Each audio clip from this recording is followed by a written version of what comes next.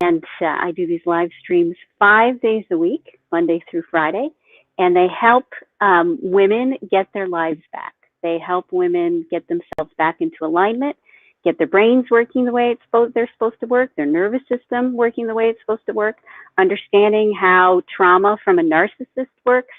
I help women on one of the missing pieces about narcissist and trauma healing, which is dealing with the body and the nervous system. So I've been involved with spiritual practices for a long time. You know, I've done shamanism, I've done Buddhism, I've done Asian medicine. I've traveled around the world to work with different cultures, South Native American, North Native Americans, Canada, indigenous people from all over the world I've worked with. And they would always talk about these really wonderful ideas, you know, like let go and let God, or you just need to detach, or you just need to let it go. You just need to not let it bother you because you're too oversensitive. You need to be more compassionate. You need to be more understanding. As an empath, that would really make me mad. Because as an empath who, you know, and empaths tend to end up with people who are more narcissistic, we are already giving more than our fair share. We're already caring more about everybody else than we've ever really focused on caring about ourselves. And because of this, when I get a lot of the advice, or I've heard a lot of spiritual advice about just letting go, just not letting it bother you, just being more caring and compassionate, which is kind of what a lot of personal growth was, especially in the 80s, 90s, and 2000s. It was very male dominated. It was very all about how men telling women, mansplaining to empaths, how empaths just need to be more understanding and compassionate because they just don't care enough. Now, if you follow that dogma, and I did for a long time, and it fit right in, I was like, yes, we need to care. We need to care about each other. That's the message. I'm beating the drum. We got to care about each other. I found myself time and time again being the one who was doing most of the caring, being the one who was doing most of the worrying, who was looking out to make sure everybody was getting along, that everybody's emotional needs were met, that things went smoothly, that people could relax and enjoy themselves. Because there's a real part of me that feels good when other people feel good. As an empath, just like you're probably an empath, there's a sense of joy. There's a sense of excitement. There's a sense of happiness that we feel, physically feel in our bodies when the people around us feel good. And we tend to be way more aware of it than everybody else. So the tendency of an empath is to care. And we end up caring so much about other people and so little about ourselves that we stop being the light that we really are in the world. Because empaths have a very special gift. Our gift is the ability to care, is the ability to see past the surface, to look at people as if they're people, not as if they're monsters or as if they're broken. Probably because we've been feeling that brokenness in our society for a long time. And we never want to be the person that creates that for somebody else. We never want to be the person that is the one that bullied someone else or was insensitive or thoughtless. And especially if you end up in relationships with people who are more narcissistic, that's when you end up giving more, you end up caring more. And what happens is you end up ripping yourself apart. You'll start finding that you get sick, you get chronic illness, fibromyalgia, rheumatoid arthritis, IBS, you'll get shoulder problems, you'll get hip problems, your body will constantly be inflamed, you'll get chronic fatigue, you'll get Lyme's disease, you'll get all sorts of things when you're an empath because we were taught to care and care and care and care and care. So the lesson about today is that even though you are hardwired to care about everyone, you have to realize that you have to care about yourself first. You have to make sure you have the resources to care about people, that you feel physically good enough to give of your time. We're taught that to nourish ourselves is sinful. To nourish ourselves and make sure we're okay means that we are insensitive and evil people. And usually people who are in high narcissistic qualities, they tend to be the ones that are pointing the fingers at you, at the empath, and saying, you don't care. You never cared. That's usually what happens in a narcissistic, empathic sort of relationship. And then the empath takes that on and cares more and does more until they finally hit a wall. So here's an insight that I got a long time ago, because I've been in the healing business for a long time, not only with myself, but I've been in my practice for at least 14 years, and it works directly with women who've been through childhood trauma and are in narcissistic relationships.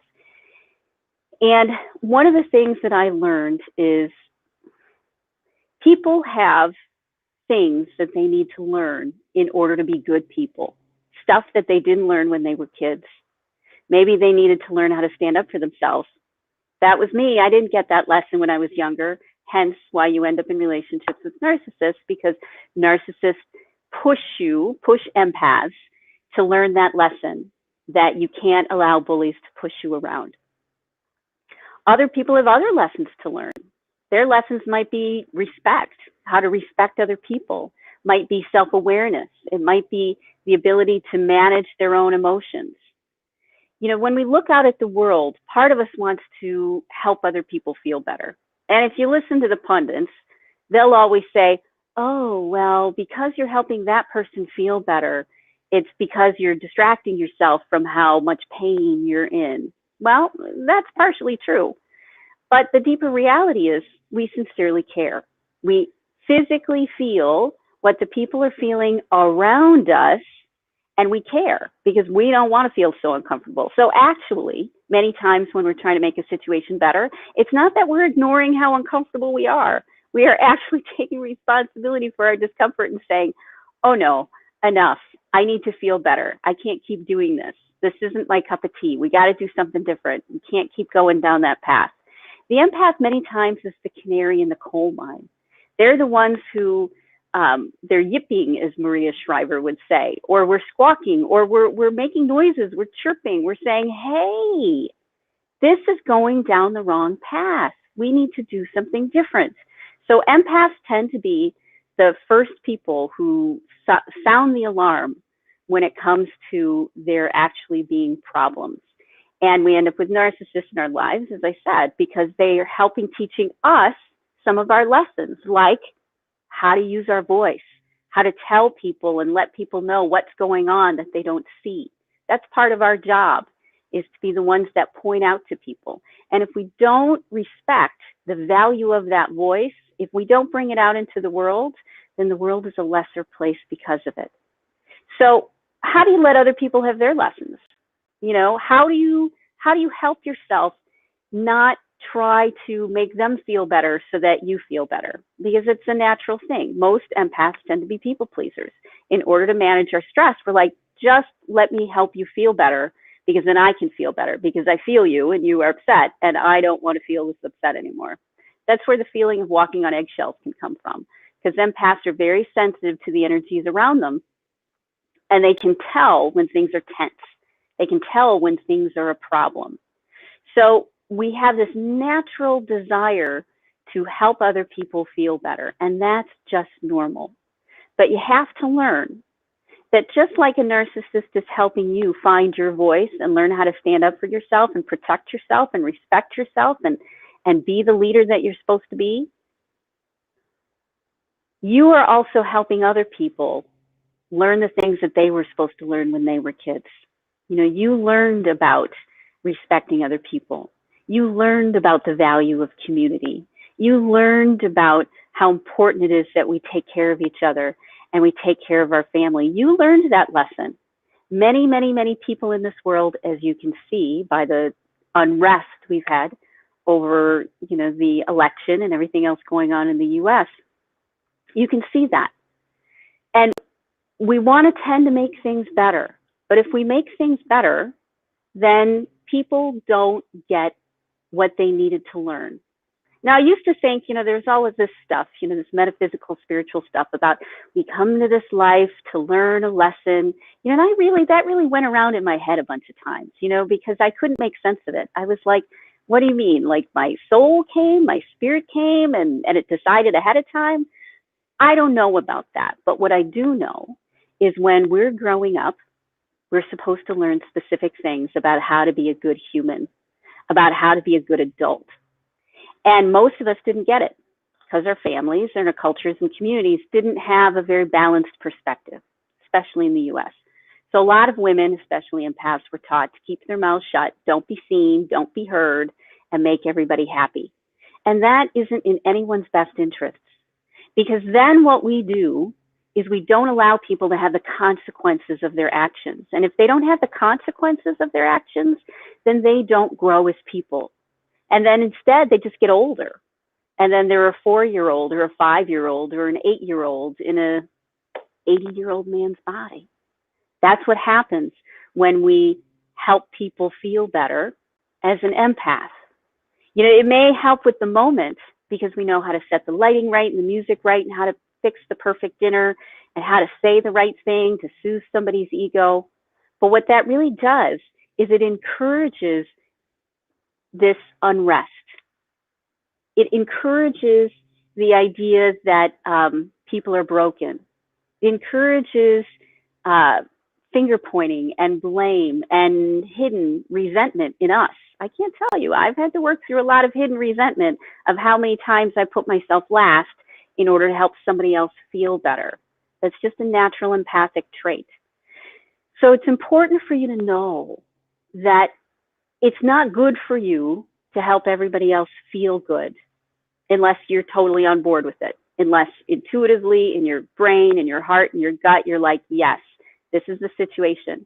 But most times, people really need to have the consequences. They really need to understand on an emotional level that the choices that they're making are not in the best interest of humanity. They're not in the best interest of community.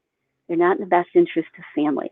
And we've allowed this to go on a really long time in our patriarchal society. We've allowed men to dictate, or the masculine, let's say, to dictate what we do. It's time for the feminine voice to come up, which is why there's so many empathic, narcissistic relationships, because the empaths are being encouraged to stand their ground, encouraged to learn how to set boundaries, and encouraged to help people be a better version of themselves. I've spent a lot of time in sweat lodges, a lot of times in talking circles. And when we allow people to stay in their suffering, let's say, in their pain for a long period of time, without actually doing anything that really helps them get out of it, they lose and you lose. Because now you are in a relationship with someone who haven't learned their lessons about how to be a good human. They haven't learned how to get along. They haven't learned how to create good relationships with other people and to have intimacy and love and respect. And the longer you sit there and feel sorry for them, or the longer you sit there and feel that it's your fault, that you need to fix it, or even more, the longer you allow yourself to feel lousy when other people are struggling with their emotions, the longer you stay in that place, nobody wins. Tough love is still love. And tough love is allowing people to have natural, normal consequences for their actions. As an empath, it's not your job to save them. It's not your job to rescue them, because otherwise you end up exactly where we're at. People who haven't learned how to be good humans yet. I used to teach kindergarten, and that was one of the biggest things. How do we create whole, functional human beings? And you let people fall down, and you let people make mistakes, and you let people screw up, and you let people hurt.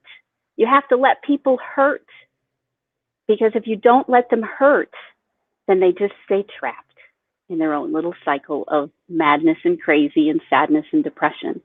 So it's time to save yourself, empath. It's time to get on your horse and start nourishing yourself and stop looking around for, how do I fix this? You know what? We're in the situation that we're in, not because empaths don't care enough, but because we don't care enough about everybody, which includes ourselves. Make sure you take care of yourself and make sure you're okay. And then you can go help other people. As my very good mentor would say, you have to give from the overflow. From your cup, don't give from the cup, you give from the overflow. Okay? So, I hope you have a great rest of your day. I hope you do something today which makes you feel loved and cared about and balanced and good. And I hope you don't let other people's issues become your issues. Other people's struggles become your struggles. Because you as an empath are naturally going to care. You don't have to worry that you're the one who doesn't care enough. You have it in spades. You have it to the 9th and the 10th degree. So you're caring more than enough already. It's time to let other people care, which means that you have to give them the space to make their mistakes. So have a great rest of your day. Do something nice for yourself, and I love you. And I will talk to you later. Oh, look for a 7-day challenge between Thanksgiving and Christmas. That's going to get your nervous system, help you create a happy home for Christmas. And I'll be working with some world famous speakers that'll hang out with us and help everybody get their act together. Talk to you later. Bye.